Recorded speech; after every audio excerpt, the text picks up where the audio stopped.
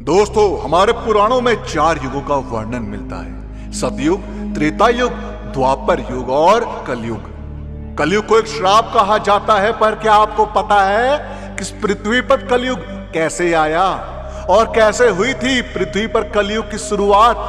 क्या आपने कभी इस बात की ओर ध्यान दिया है कि ऐसा क्या कारण रहा होगा जिसके चलते कलयुग को धरती पर आना पड़ा?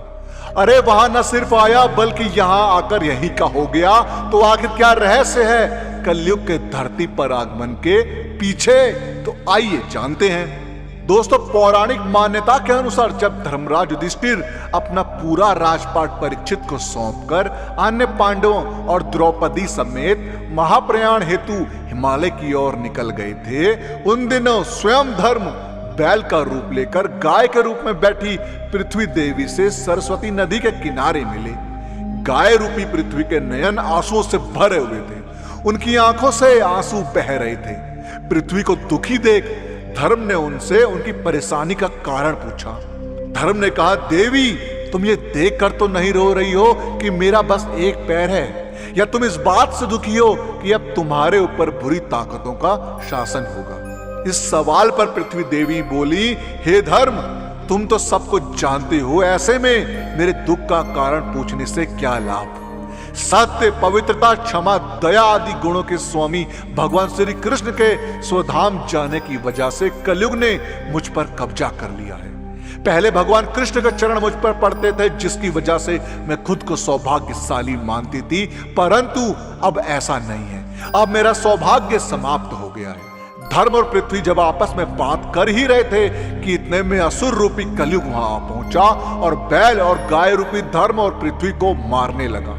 राजा परीक्षित उसी मार्ग से गुजर रहे थे जब उन्होंने अपनी आंखों से यह दृश्य देखा तो वह कलयुग पर बहुत क्रोधित हुए। राजा परीक्षित ने कलयुग से कहा, दुष्ट पापी, तू कौन है और क्यों इस निरपराध गाय और बैल को मार रहा है? तू महाअपराधी है, तेरा अपराध क्षमा योग्य नहीं है, इसलिए तेरी मौत निश्चित है। राजा परीक्षित ने बैल के रूप में धर्म और पृथ्वी के रूप में गाय देवी को पहचान लिया था। राजा परीक्षित उनसे कहते हैं, हे धर्म, सतयुग में आपके तप, पवित्रता, दया और सत्य, यह 4 कारण थे।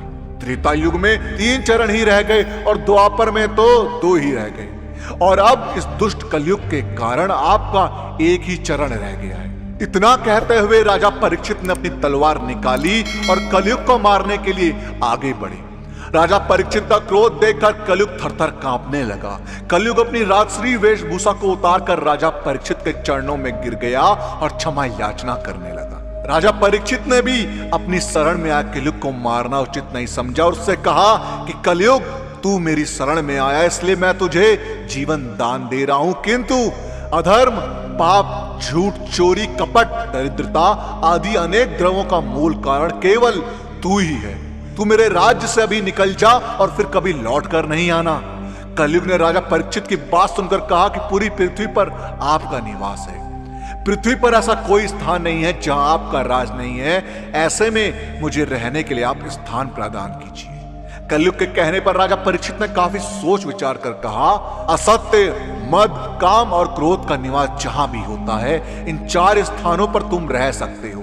परंतु इस पर कलयुग बोला, हे राजन, यह 4 स्थान मेरे रहने के लिए पर्याप्त है, मुझे अन्य जगह भी प्रदान कीजिए। इस पर राजा परीक्षित ने कलयुग को रहने के लिए स्वर्ण के रूप में 5वां स्थान प्रदान किया। कलयुग इन स्थानों के मिल जाने पर प्रत्यक्ष रूप में तो वहां से चले गया, किंतु कुछ दूर जाने के बाद अदृश्य रूप में वापस आकर राजा परीक्षित के स्वर्ण मुकुट में निवास करने लगा। और फिर इसी तरह से कलयुग का आगमन धरती पर हुआ।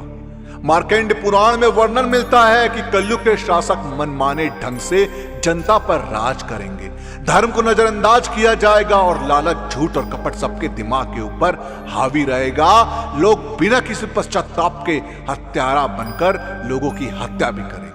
संभोग ही जिंदगी की सबसे बड़ी जरूरत बन जाएगी। लोग बहुत जल्दी कसम खाएंगे और उसे तोड़ भी देंगे। लोग मदिरा और अन्य नशीली चीजों की चपेट में आ जाएंगे। ब्राह्मण ज्ञानी नहीं रहेंगे, क्षत्रियों का साहस खत्म हो जाएगा और वैश्य अपने व्यापार में ईमानदार नहीं रह पाएंगे और पाप अपने चरम पर होगा। दोस्तों, आपका कलयुग से जुड़ी इस घटना के बारे में क्या कहना है, हमें कमेंट्स के माध्यम से जरूर बताएं। और इस वीडियो का पार्ट 2 चाहिए हो तो कमेंट्स में पार्ट 2 जरूर लिखें। और साथ ही साथ अगर आपको हमारी आज की वीडियो पसंद आई हो तो टारगेट रखते हैं 5000 लाइक। अब 5000 लाइक इतने ज्यादा तो है नहीं, तो इस वीडियो को लाइक और शेयर करना ना भूलो। जिन लोगों ने अभी तक हमारे चैनल को सब्सक्राइब नहीं किया, उनसे मेरी गुजारिश है कि हमसे जुड़े रहने के लिए और ऐसे ही और भी वीडियोस देखने के लिए हमारे चैनल को सब्सक्राइब जरूर करें।